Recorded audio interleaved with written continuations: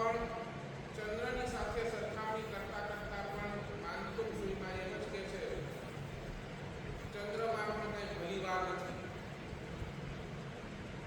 એ પણ સૂર્યની જેમ ક્યારેક ઉગે છે અને ક્યારેક આથમે છે. બરાબર, સૂર્યની જેમ ક્યારેક ઉગે ને ક્યારેક આથમે. જ્યારે ભગવાન આપ તો નિત્ય ઉદય વાળા છો. નિત્ય ઉદય એટલે શબ્દ વપરાય છે. બરાબર ને? નિત્ય ઉદય ભગવાન આપ કેવા છો? તો આપ તો નિત્ય ઉદય વાળા છો. આપ 24 કલાક ઉદય જ છો. આપ ક્યારે અસ્ત થતા નથી. આ તો કેવું છે, ભગવાન રાતના કોઈ તારા જાપ કરે અને સવારના દિવસે કોઈ તારી પૂજા કરે. ભગવાન તું બંને લેતા છે. બરાબર ને? ભગવાન એમ નથી કહેતા કે જે રાતના જાપ કરશે એને હું નહીં તારું, કે જે દિવસના મારી પૂજા કરશે એને હું નહીં તારું. ભગવાન તો બંને છે. રાતના જે પણ પરમાત્માના જાપ કરશે ભગવાન એને તારવાના છે અને દિવસે પણ જે પરમાત્માની પૂજા કરે એ ભગવાન એને તારવાના જ છે. એટલે ભગવાન આપ કેવા છો? નિત્યોદય, એવરી ટાઈમ ઉદય વાળા છો. પેલો ચંદ્ર તો રાત્રિનું અંધારું ભરે, પણ આપે તો ભવ્યાત્માઓના અનાદિકાળના મોહના અંધકારને ક્ષણવારમાં કાઢી નાખે. ભવ્યાત્મા લીધી છે એટલે જે જીવ ભવી છે, જે જીવ ચોક્કસ મોક્ષમાં જવાના છે, એવા જીવોના કઈક કેટલા ભવોના અંધારા, મોહના અંધારા. બરાબર ને?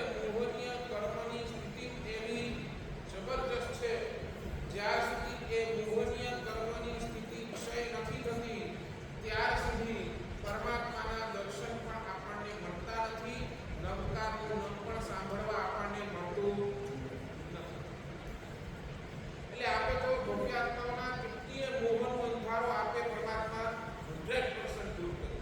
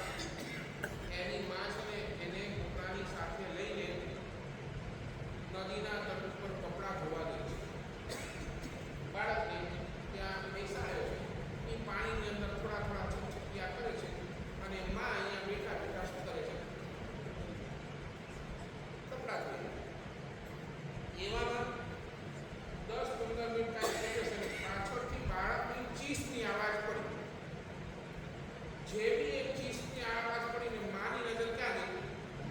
બાળક જોયું તો મગર એને ખાવા માટે તત્પર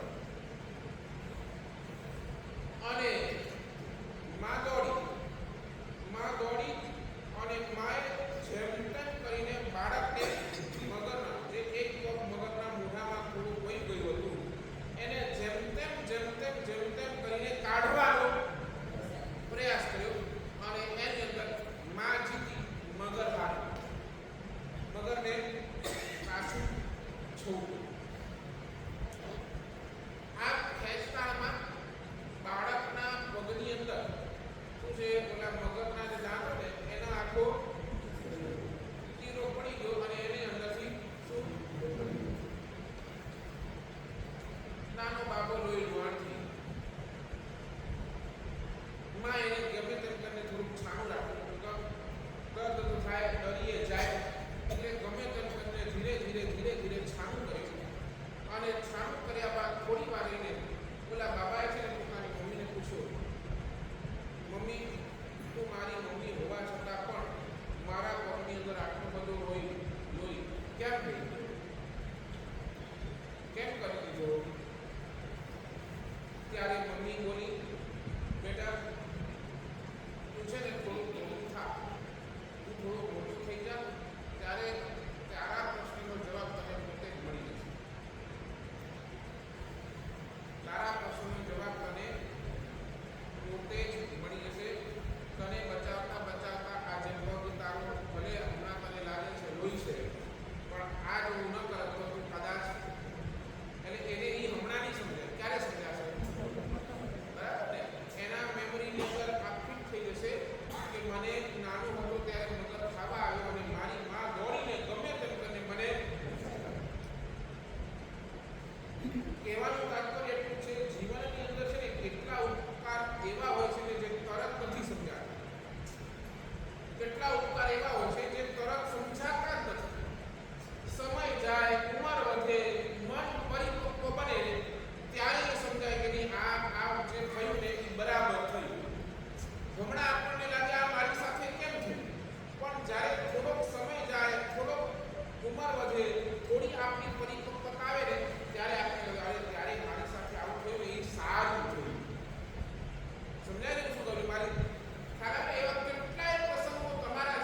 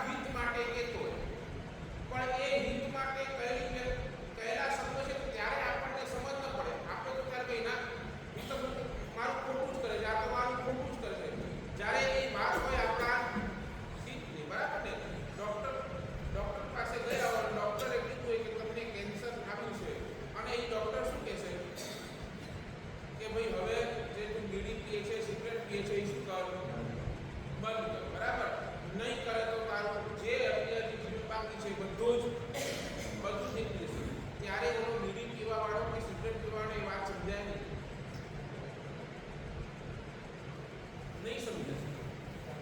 ક્યારે સમજાશે? બરાબર ને? જ્યારે એનું જીવન પૂરું થવાની વાળી આવશે ને ત્યારે એમ લાગશે અરે યાર મેં એ વખતે જો આ ન કર્યું હોત તો. એટલે હિતની વાત સમજવા માટે છે ને તમારા મનની જબરજસ્ત પરિપક્વતા જોશે ત્યારે તમને હિતની વાત સમજાશે. તો પરમાત્મા આપણા માટે ક્યારે પૂછે ને પરમાત્મા જેટલા આપણા માટે સુખકારી છે એટલા એના કરતા પણ વધુ પરમાત્મા આપણા માટે છે ને હિતકારી છે. સમજો એક બાજુ સુખ છે અને એક બાજુ હિત છે. બેમાં ફરક છે. સુખ અને હિતની અંદર બેમાં ફરક છે.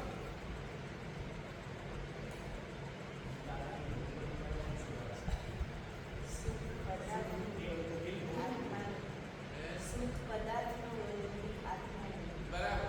સુખ કેનો? તો સુખ શરીર. બરાબર ને? સુખ શરીરનો, સુખ મનનો. શરીરને જે સ્વસ્થ રાખે એ સુખ. તમને ભૂખ લાગી છે અને કોઈએ તમને સરસ મજાનું જમણ આપી દીધું, ભલે રોટલી શાક દાળ ભાત આપ્યા, પણ તમને ભૂખ લાગી, કડાકાની ભૂખ લાગી, તમને કોઈ રોટલી દાળ ભાત શાક ખાવા દીધા, શરીરનું તમે શું કર્યું? તમને સુખ મળી ગયું, શરીર મારું સ્વસ્થ. બરાબર ને? ભૂખ લાગી હતી, ભૂખ મારી માંગી. તમારા કોઈ મનને મસ્ત રાખે, મનને મસ્ત, તમારી બહુ શું કરે? બરાબર ને? તમારી બહુ પ્રશંસા કરે, એમાં શું થઈ ગયું? તમારું મન મસ્ત થઈ ગયું. બરાબર ને? આ શું થયું? શરીરનું સ્વસ્થતા અને મનની મસ્તી જે છે, જે કરાવી આપે એ શું? પણ આત્માને પવિત્ર રાખે, 24 કલાક આત્માને પવિત્ર રાખે એ છે હિત.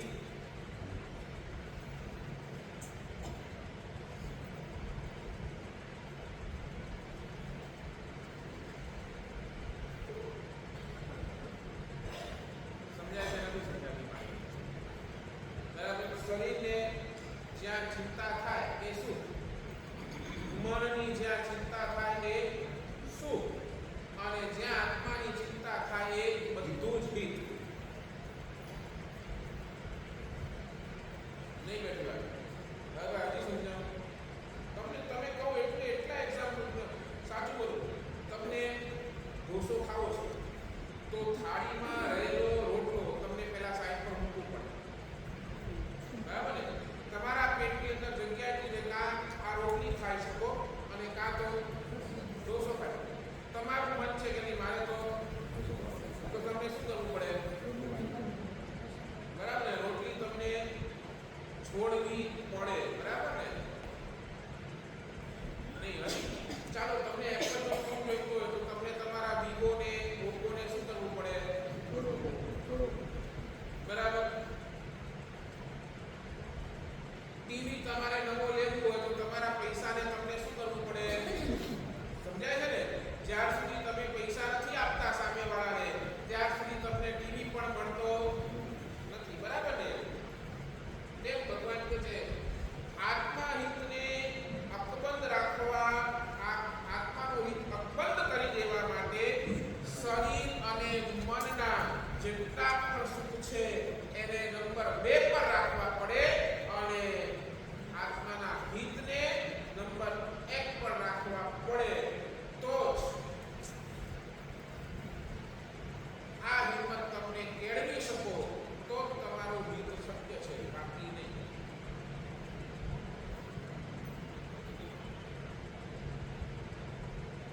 સાચું બોલો ને? આપણા આત્માનું હિત છે આપણને ખબર નથી.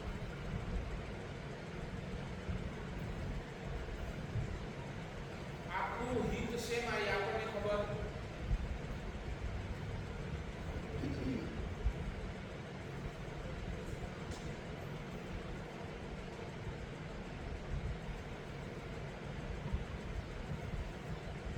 મારું સુખ શેમાં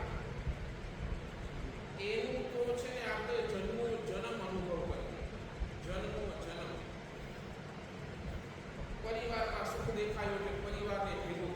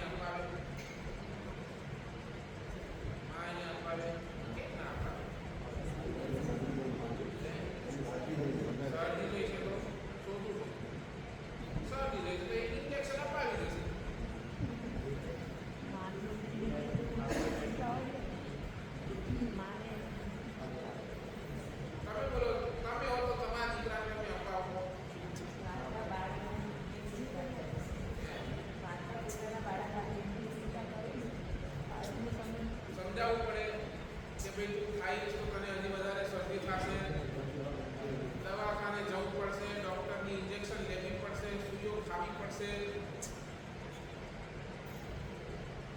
એટલે સમજે જ્યાં જ્યાં છે ને હિતની વાત આવે ને, જ્યાં જ્યાં હિતની વાત આવે ત્યારે શરીર અને મન બંને છે ને વિપરીત પગલા ભરે.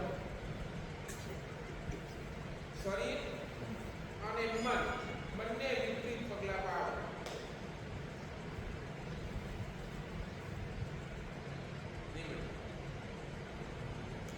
ત્યારે બાળક જીદ કરીને જોઈને મારે તો ખાવી જ છે, ખાવી જ છે, ખાવી જ છે, કારણ એને મનની અંદર શું છે, આઈસ્ક્રીમ ગમી.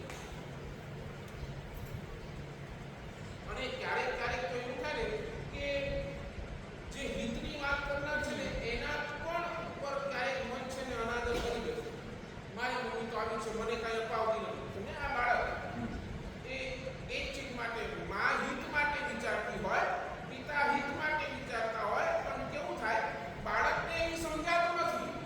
મારી મમ્મી તો આવી છે, મને કાંઈ અપાવતી નથી. જો ઓલાની મમ્મી એને આઈસ્ક્રીમ અપાવે છે, ઓલાની મમ્મી એને પપ્પા એને આ રમકડું અપાવે છે, મારી મમ્મી તો મને કાંઈ. એટલે શું કહ્યું કે બાળકના મનની અંદર એ મા પ્રત્યે, એ દીકરા પ્રત્યે, પિતા પ્રત્યે શું થઈ ગયું?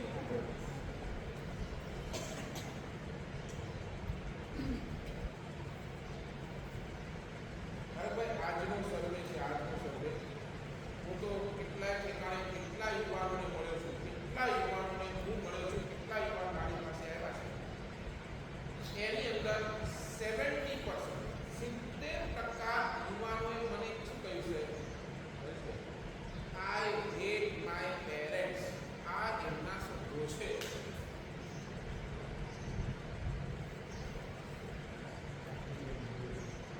સમજાય છે? એમના શબ્દો શું છે કે હું મારા માતા પિતાને નફરત કરું છું. કારણ શું? કે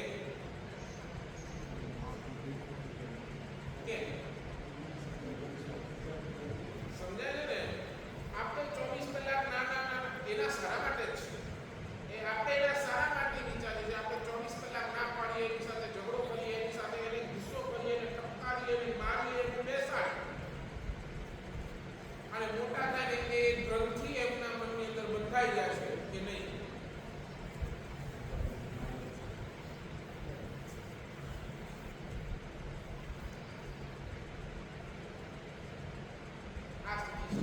હિતની વાત કરનાર છે ને ક્યારેક પણ કોઈને ગમતો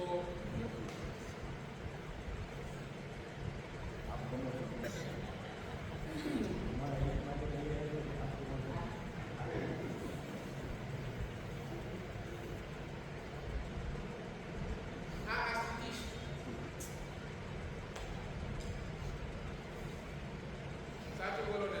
તમને હું કહું મિષ્ટાન ખાઓ, તમે હું ગમું, અને એની સામે હું તમને કહું કે નહીં તમે અટકાઈ કરો તો હું ગમું.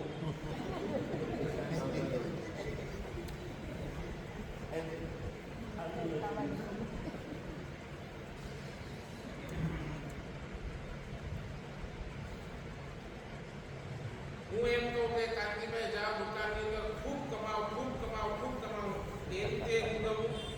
કે હું કહું કે નહીં કાંતિભાઈ તમને અહીંયા 51,000 લખાવાના છે તો ગમું.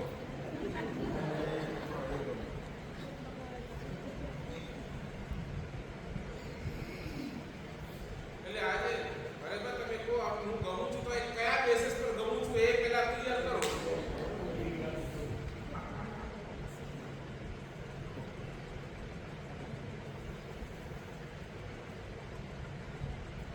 નહીં કાંતિભાઈ શું બોલો, ક્યાં ગમું બોલો?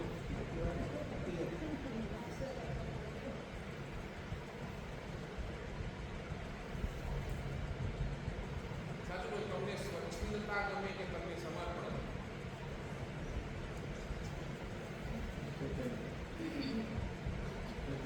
મારા મનનું ધારેલું મારે બધું એ ગમે કે નહીં, મારા ઉપકારીઓ જે કે છે એને પણ હું અમલમાં લાવું.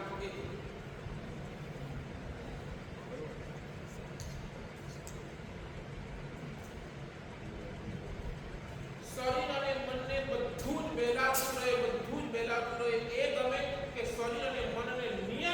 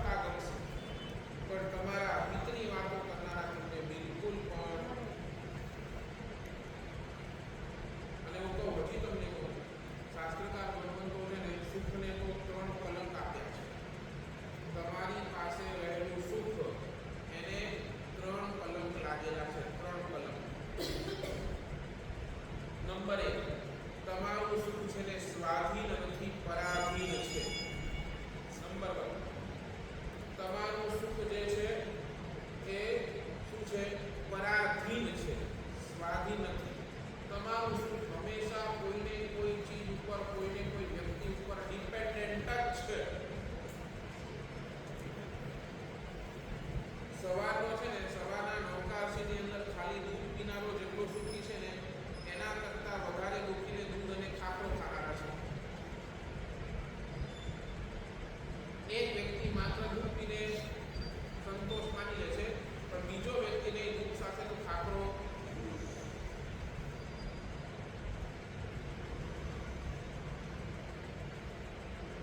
કારણ શું? કારણ બોલો ને.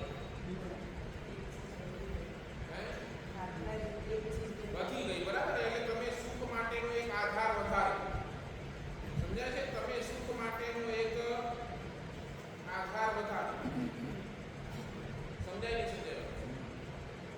બોલો ને. રોટલી દાળ ભાત શાકની અંદર તમે મસ્ત હતા, સામેથી મીઠાઈ આવી, શું થયું? શું થયું? તમારો સુખ વધ્યો. તમારો સુખ વધ્યો. ક્યારે વધ્યો? બરાબર. આધાર વધ્યો એટલે તમારો સુખ ઓટોમેટિક કે અરે રોટલી શાક દાળ ભાત રોજ ખાવું, હવે આજે મીઠાઈ આવી, ચાલો પહેલા, એટલે તમારા સુખનો આધાર તમે મીઠાઈ પર મૂક્યો. એટલે જેવો આધાર વધ્યો એટલે આ બધું તમને દુઃખ લાગ્યું, બોલો સુખ લાગ્યું.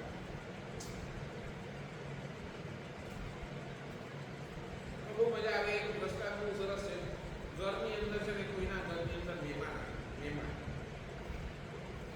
અને મહેમાન આવે ને તો ફોર્માલિટી પૂરવાની પડે ને, કાઢી દો. મહેમાન આવે એટલે સ્વાભાવિક ફોર્માલિટી દૂધ પીશો કે ચાય? તો મહેમાને સામે દૂધ પીશું તો પેલા ખાઈ જતા ને હશે કાંઈ એવું, એ ખાઈને ઓલી અમૂલની દૂધની થેલી આવી ને, થેલી પડગાડી પડી કે આ લાગીને ઓલા મહેમાનને આપી.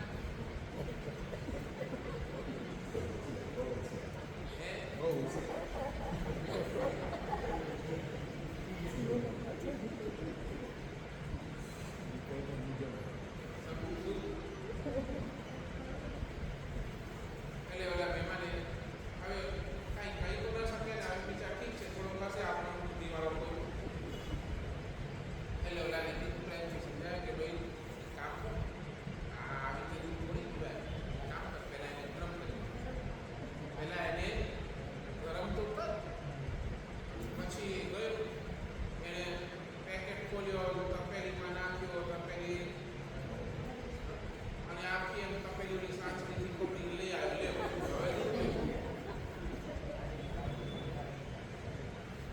સમજાય છે ભાઈ?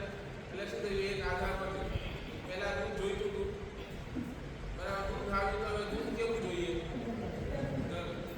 યાર તો આમ દૂધ લઈ આવ્યો, હવે આમાં સાકર તો નાખી નથી, એટલે હવે ઓલો વળી પાછો ગયો અને વળી સાકર નાખ્યું, હલાવ્યું, વળી પાછો એ જ રીતે. અરે આ ટૂંકમાં કેવી રીતે પીવું? અરે તમે કાંઈ જોતો ખરો? આ ટોપની અંદર કેવી રીતે આ કાંઈ કપડકામી તો જોઈએ કે નહીં? આમ પીવાય કેવી રીતે આ દૂધ આવી જાય? ઓલો વળી પાછો ગયો અને કપડ, હવે છે તમે મારું નાખડી પર આવતા, લ્યો આ દૂધ પીવો તો પીવો, નહીં તો કાંઈ નહીં. એટલે ઓલો કંટાળી છે ને. ખાસ પહેલા તો દૂધ જોઈએ, પછી દૂધ ગરમ જોઈએ, પછી દૂધ સાકરવાળો જોઈએ, પછી દૂધ કપડકામીમાં જોઈએ. સમજ્યા છે? નહીં, હજી વાત નહીં સમજી, બરાબર. એટલે તમારા આધાર કેટલા વધ્યા છે દૂધના? બરાબર. અને ઓલો એટલો બધો કંટાળ્યો, એટલો બધો કંટાળ્યો, એટલો બધો, અરે હવે તમને દૂધ પીવો તો પીવો, નહીં તો અરે ઓલા વળી પાછો બધું દોસ્ત મહેમાન છું, આવું થોડો રિસ્પેક્ટથી આપ, સમજ્યા છે? આવી રીતે દૂધ આપે પીવા માટે તો પછી તારા ઘરે બીજી વાર કોણ આવશે? નહીં આવી રીતે નહીં. એટલે ઓલાને સમજાવવાની વાત કઈ તું રિસ્પેક્ટથી આપ. એટલે વળી શું થયું?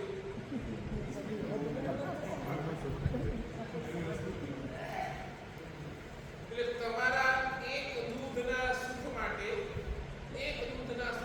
તમે કેટલા આભાર વધાર્યા?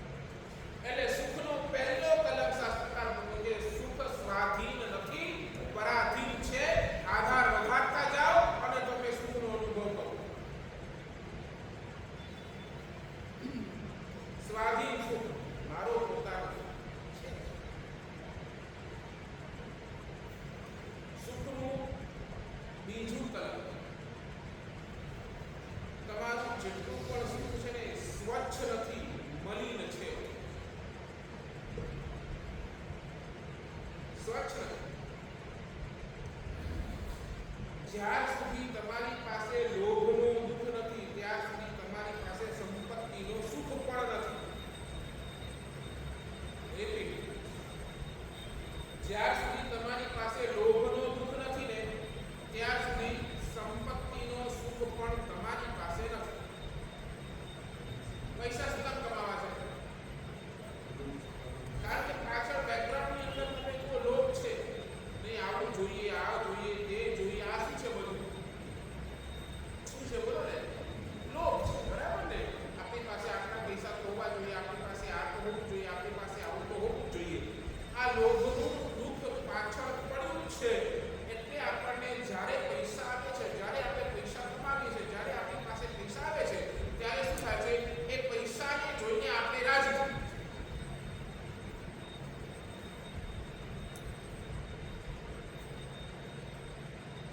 એટલે શું થયું?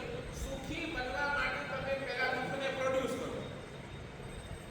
અને પછી સુખી બનો. નહીં બેઠો, નહીં બેઠો. ચાલો, જ્યાર સુધી ભૂખનો દુઃખ નથી ને ત્યાં સુધી જમવાનો સુખ પણ નથી. બરાબર? તમને જ્યાં સુધી ભૂખ નથી લાગતી તમે કહો કે આ હમણાં ભૂખ નથી લાગતી, હમણાં નથી ખાવું. બરાબર? ભૂખનો દુઃખ આવ્યું એટલે તમે પછી જે ખાઓ એની અંદર તમને સુખ મળે.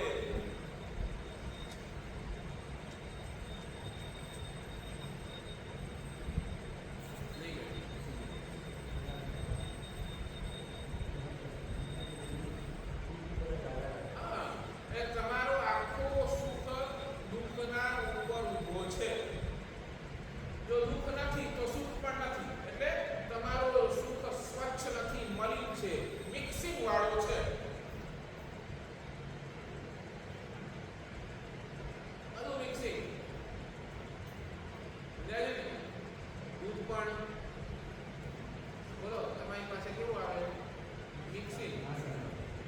અડધું પાણી, અડધું તેમ તમારું સુખ પણ બધું મિક્સિંગ વાળું. જ્યાં સુધી દુઃખ નથી ત્યાં સુધી એ સુખની અનુભૂતિ પણ બેસે નથી બેસે. અને ત્રીજા નંબરની અંદર તમારું સુખ શાશ્વત નથી, ક્ષણભંગુર છે. For time Bing.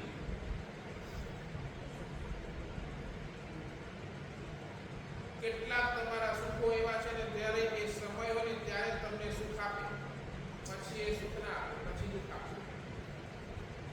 નહીં સમજો, નહીં સમજો. ગરમીની ફૂલ સિઝન હોય, ફૂલ ગરમી હોય, તડકો તપતો હોય અને ત્યારે તમને કોઈ કે સ્વેટર પહેરો. કાંતિભાઈ, સ્વેટર પહેરો.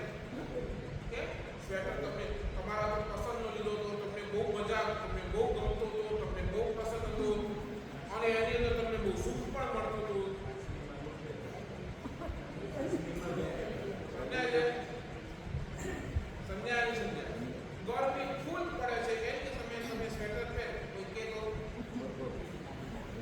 ઝાપટ મારો એને.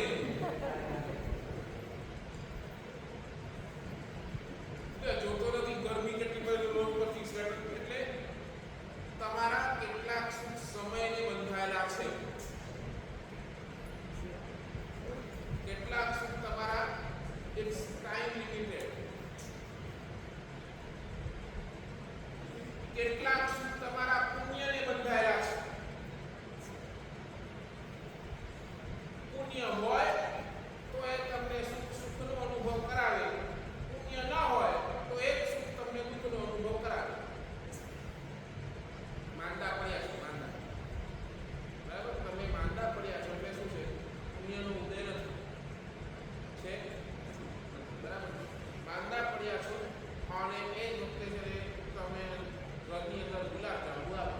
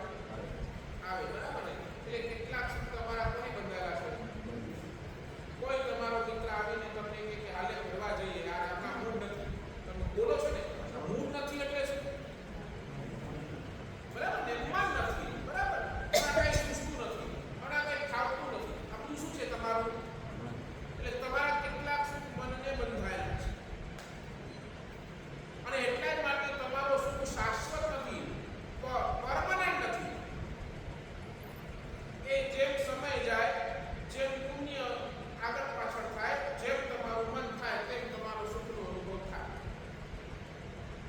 અને જ્યારે બીજી બાજુ હિત માટે ભગવાન એક પણ જેની કલંક નથી.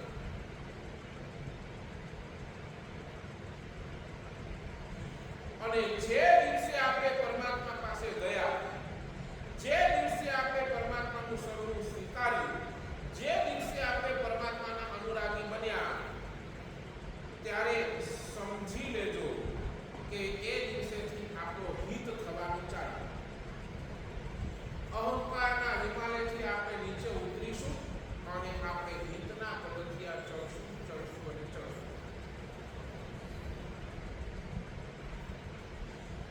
અહિત કરનારા જેટલા પણ પાપો છે, અહિત કરનારા જેટલા પણ નિમિત્તો છે, અહિત કરનારા જેટલા પણ પરિબળો છે, ભગવાનના પ્રભાવથી એ બધા જ નાશ પામશે.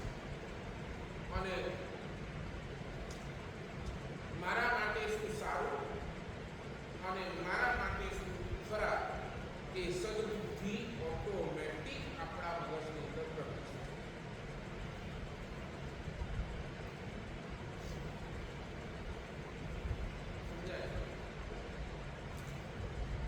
ઓટોમેટિક આપણા મનની અંદર એ વખતે સદબુદ્ધિ જાય. નહીં સમજાય? અહીંયા આવું છું ને, અહીંયા એટલે એક ચીજ સમજો.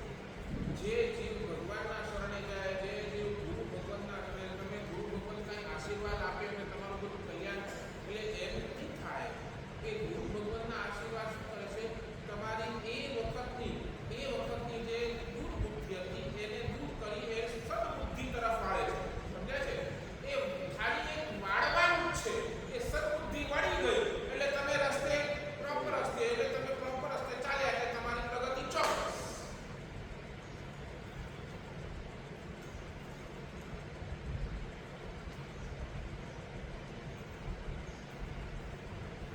એટલે ભગવાન કે છે સુખનો માર્ગ છે ને મૂલ્યવાનનું બલિદાન, મૂલ્યહીન મેળવવા માટે. હા, મૂલ્યવાનનું બલિદાન મૂલ્યહીન મેળવવા માટે. અને હિતનો માર્ગ મૂલ્યહીન છોડતા રહીને મૂલ્યવાન મેળવવા.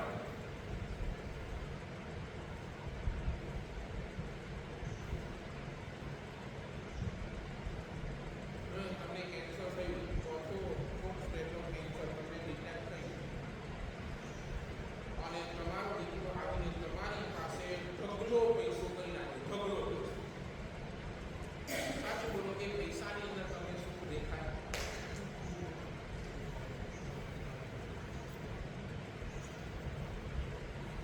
શું દેખાય? તમે શું કહેશો?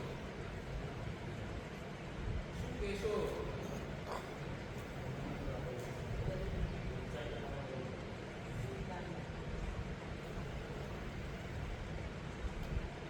તમારા મિત્રનું શું ખબર પડી ગઈ કે તમારો મિત્ર તમારી સાથે વિશ્વાસઘાત કર્યો છે. બોલો, જે મિત્ર તમને સુખ આપ્યું એ મિત્ર તમને સુખ આપે? સુખ આપે? તમે મનની અંદર ધાર્યું કે આજે મારે આટલા દિવસ પછી હરવા ફરવા જવું છે, ફલાણે ઠેકાણે જવું, મનની અંદર ધાર્યું છે અને તમે એના માટેની પ્લાનિંગ કર્યા છો, એ જ વખતે તમારા ધંધાની અંદર નુકસાની આવે. શું થાય? પછી એ હરવા ફરવાના વિચાર આવે કે શેના વિચાર આવે? સમજાય ને? એટલે સુખનો માર્ગ કેવો છે? મૂલ્યવાનનું બલિદાન આપીને મૂલ્યહીન મેળવો.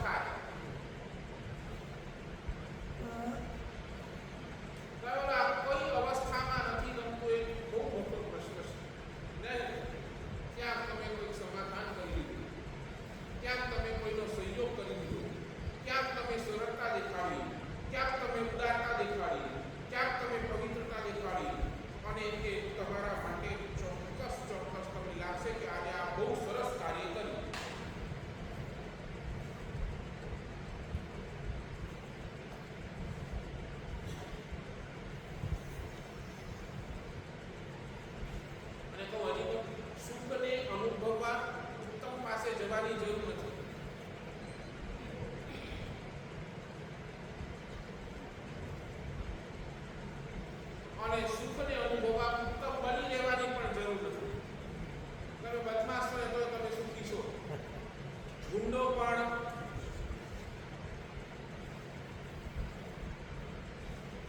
અધમ બનાવીને અધમ પાસે જઈને પણ તમે સુખનો અનુભવ કરી શકો છો.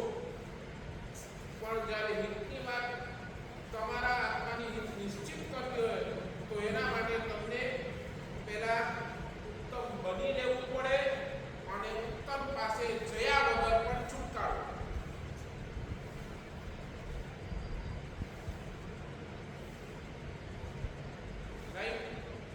તમારે તો હિત તમારું કેળવવું છે તો તમે 24 કલાક તમને ક્યાં બેસવું પડે? ઉત્તમ લોકોના બાજુમાં, તો તમારું હિત સચવાય. અને જો તમે ઉત્તમ લોકોના બાજુમાં નથી, કાં તો તમે ઉત્તમ બની જાઓ, ફર્સ્ટ કન્ડિશન, કાં તો તમે પોતે ઉત્તમ બની જાઓ કે તમને કોઈ હલાવી નહીં શકે, અને તમે ઉત્તમ નથી બની શકતા તો 24 કલાક ઉત્તમ લોકોના બાજુમાં રહો, જેથી તમારા હિતનું રક્ષણ થઈ શકે.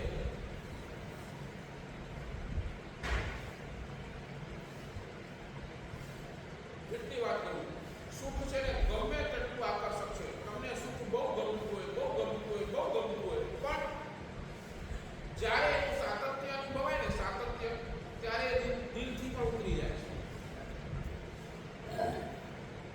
નહીં સમજાય? તમે સમજો, ગુલાબ જાંબુ તમને બહુ ગમે, બહુ ગમે, બહુ પ્રિય, એટલે બહુ, અને તમારી સામે ગુલાબ જાંબુનું થાળ રાખી, હવે તમારે ખાતા જ રહેવાનું.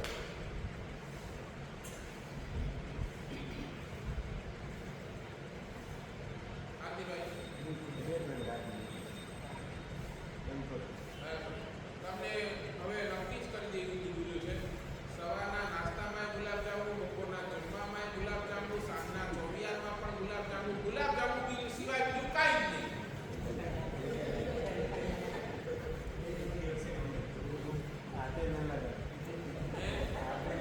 શું થાય? એ ગુલાબ જાંબુ તમને જે બહુ ગમતું ઓટોમેટિક તમારા મનથી, તમારા દિલથી ઉતરી ગયું. પછી બોલો, બીજી વખત જ્યારે પણ ગુલાબ જાંબુની વાત આવે એટલે તમે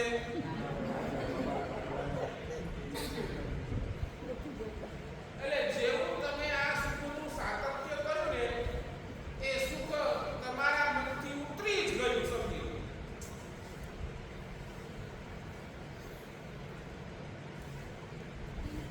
અને હિત છે ને, ભલે એકવાર કઠણ લાગતું હોય, પણ એનું સતત સાતત્ય અનુભવાય ને તો એ હિત દિલમાં ઉતરી જાય. બેમાં ફરક છે ને, ઓલો દિલથી ઉતરી જાય અને આ હિત દિલમાં ઉતરી જાય. ક્ષમતા આપવી બહુ કઠણ છે. બોલો, મારે ગમે તેવો વ્યક્તિ આવે, ગમે તે રીતે સંભળાવે, ગમે રીતે બોલે, અને એ વખતે ક્ષમતા રાખવી, બોલો, તમે બોલો છો ને, તમે બોલો છો સાહેબ, બહુ કઠણ છે ક્ષમતા રાખવી. એ રીતે એ વખતે મૌન થઈ જવું બહુ કઠણ છે. પણ એ રીતે મૌન થઈને પછી જે અંદરમાં એક વાત સમજાય કે ઓલો ક્રોધ કરે છે અને હું એ ક્રોધ કરું, ઓલો તો પડે છે, હું એ પડું, સમજાય છે ને? પછી તમારા મનની અંદર વિચાર આવે, ચાલ એક વખત શાંત રહીને તો જો શું લાભ છે. અને તમે એક વખત શાંત રહ્યા, તમારું મન પ્રસન્ન છે, બોલો ગમે તે બડબડ કરે છે, પણ તમે શાંત છો, તમે પ્રસન્ન છો. એ પ્રસન્નતા તમે એકવાર અનુભવી લે, પછી એ બીજી વાર, ત્રીજી વાર, ચોથી વાર થઈ, એ પ્રસન્નતા તમે અનુભવતા જાઓ, પછી શું થાય કે નહીં, હવે આપણને કાર્ય પણ ક્રોધ કરવો નથી, તો ક્ષમતામાં રહીએ. આ આપો શું થઈ જાય? તમને પહેલી વાર તો તમને કઠણ જ લાગશે, પણ જેમ અનુભવ થતો જશે, જેમ તમે સાતત્ય કરતા જશો, તેમ તમને જે રિલેક્સેશન મળશે, જે આનંદ મળશે, જે અંદરનો આનંદ મળશે, એ પછી તમને હવે આ જ જોઈએ.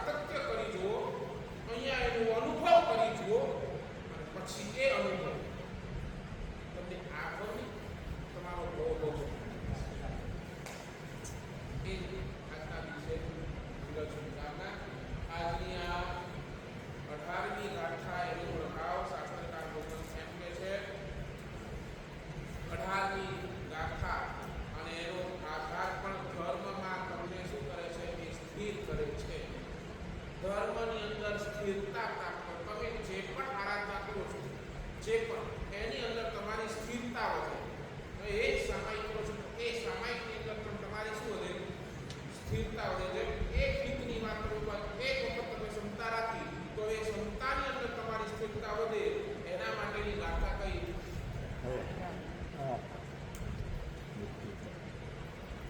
ધર્મની અંદર ધીરે ધીરે ઘણી વખત તમારા ઘરની અંદર શું છે? ધર્મ તમે ઘણી વખત ઘણા કે સાહેબ અમારા છોકરા દેરાસર નથી જતા, પૂજા નથી કરતા, અમારા છોકરા આમ, અમારા છોકરા તેમ, કાંઈ પણ ધર્મ કરતા નથી. શાસ્ત્રકાર કહે છે વારંવાર આધારની ગાથાનો પાઠ ઘરની અંદર કરો, ઓટોમેટિક તમારા ઘરની અંદર એક ધાર્મિક વાતાવરણ હશે. ધર્મની અંદર એ પણ સ્થિર થશે. 18મી ગાથા તમારા મનની અંદર જ્યારે કન્ફ્યુઝન ચાલતા હોય, કન્ફ્યુઝન સમજાય છે? આ કરું કે આ કરું, આ કરું કે આ કરું, આ કરું, તમે નિર્ણય ન લઈ શકતા હો, સંકલ્પ વિકલ્પ ચાલતા હોય, તે વખતે પણ આ 18મી ગાથા એટલે નિર્ણય લેવાની શક્તિ તમારી ઓટોમેટિક વધે. એના માટેની 18મી ગાથા. ગમે ત્યારે ક્યારેક બહુ મોટા ડિસિઝન્સ